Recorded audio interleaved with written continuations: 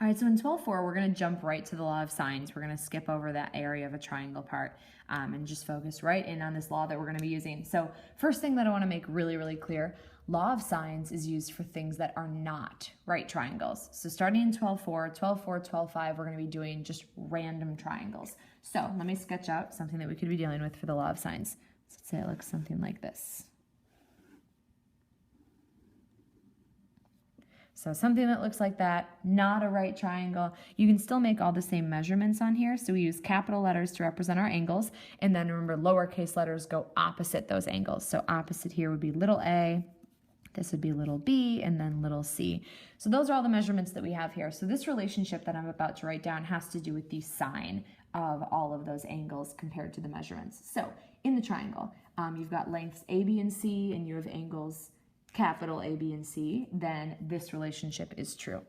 You've got sine A over A. So this ratio, the ratio of the sine of this angle compared to the length of this side is the same as the ratio of the sine of B over little b. So the sine of this compared to the length of this, and it's the same as the ratio between the sine of angle C to little side C. Okay, so this relationship, this is what's referred to as the law of sines. So depending on what measurements you have and what measurements you need, you can use this law of sines because you cannot any longer use sine, cosine, and tangent because we are no longer working with right triangles. So we're going to have to do this new relationship between the two of these. All right, so this is when we can use the law of sines. If we have the measures of any two angles and one side. All right, so if we have angle side, or angle side angle cases. So if we have two angles and any side,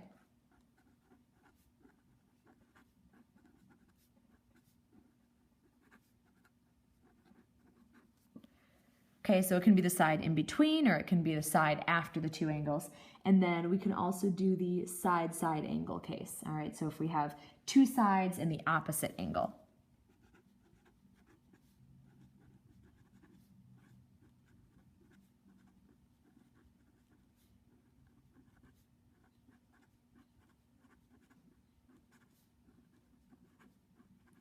So it has to be the opposite angle to one of the sides. Remember, it's not the one in between. So it doesn't work for these side angle side case. It just works for these two cases. So this example, let's set up exactly what we're working with here. So we've got two of the angles and then one of the sides. So this falls into one of these cases right here. So if we solve this triangle, what that means is we're trying to find all of the missing pieces. So essentially we need to find angle n, because we don't have that yet. We need to find little q, and we need to find little n. All right, so let's start with capital N. Capital N is going to be the easiest to find, and here's why.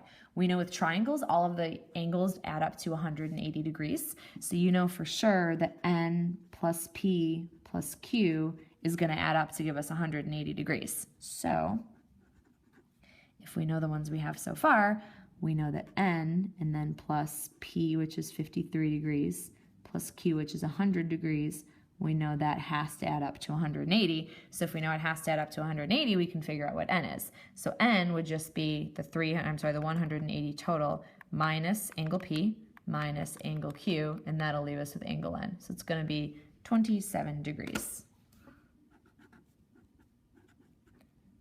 So like I said, what it means to solve the triangle is to find all the missing pieces. All right, so we know that n is 27. So now we're going to use the law of sines twice to find the other two sides. All right, so one thing that I want to mention really quickly, I'm going to write this up here. If we swap these and make them their reciprocals, the relationship works the exact same way.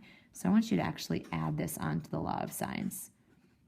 Because sometimes, depending on what you're solving for, it makes more sense to put the sides in the numerator. So that's actually what we're going to do here with example number 2. So we're first going to find q. So we're going to use this setup right here, except we're going to swap these out for p's and q's. So we're going to have p over the sine of capital P equals q over the sine of capital Q. We're going to set that up. So p is 9 over the sine of capital P is equal to q over the sine of capital Q. Okay, so this is going to end up being kind of a cross-multiplying situation here in order to best get q by itself. So we cross-multiply like this. Actually, probably the easiest way would be just to multiply both sides by the sine of 100, and then these will cancel, and then you'll have q all by itself. So multiply this by the sine of 100. So let me plug this into the calculator and show you exactly how that would turn out.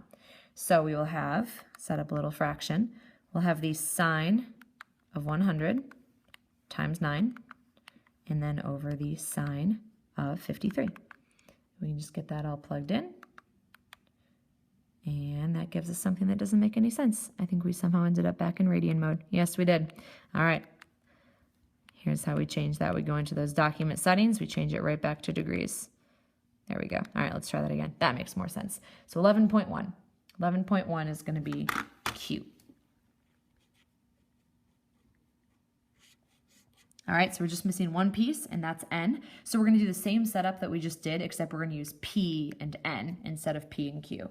So we still start with this. So little p over the sine of capital P is equal to little n over the sine of capital N. All right, so we're going to do the exact same thing to get the n by itself. We're going to multiply both sides by the sine of 27. And if we do that, these will cancel.